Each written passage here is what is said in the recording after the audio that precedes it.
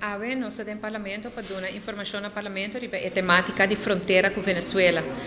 Me a elaborar de consta para o ponto aqui sobre a fronteira com Venezuela agora será na janeiro de 2018, do presidente Maduro de Venezuela. É tempo para sobre a segundo ano estava a horta do Cooper de Venezuela. Essa nota a resulta com nota é caso e Cooper que está agora exportar para Venezuela, está tem seu documento não oficial.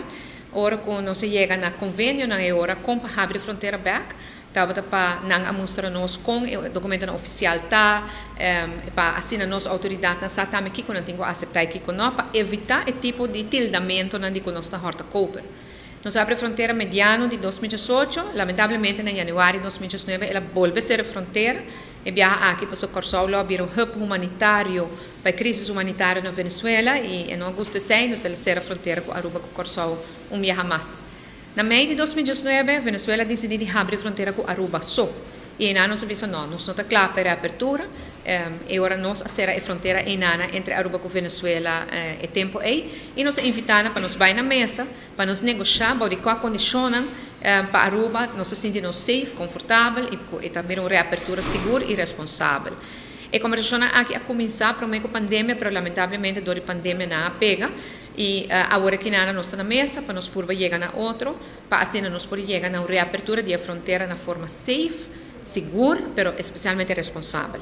Nós estamos propondo na Aruba para nós abrir a fronteira marítima, com condições muito estritas, nós por permitir importação, exportação, mas mais tanto importação de fruta, de verdura, de produtos, de comestíveis, de material de construção, etc. Pero marítimo para mim, pode mesmo condições que nós abrimos na 2018. Então, a colaboração é bom entre Aruba e Venezuela, ela trabalha bom e aceita o qual conosco curva. Depois, em outra fase, vai para a abertura de vuelo então se obisa a abertura de vuelo aéreo para nos por estar bom preparado para esse. No momento aqui, nós estamos pedindo de gente abrir a fronteira, para nós que vai visitar nossa família, nós estamos comprando isso aqui.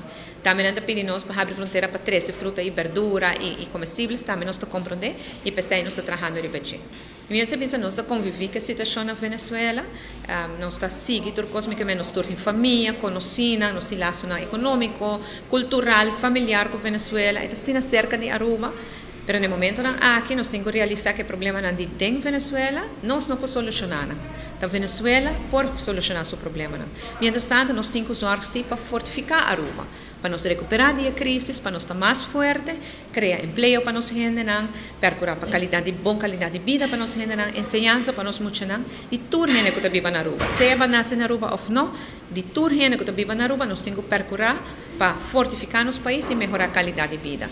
Para é hora, por hora, ajuda outro país com um reto.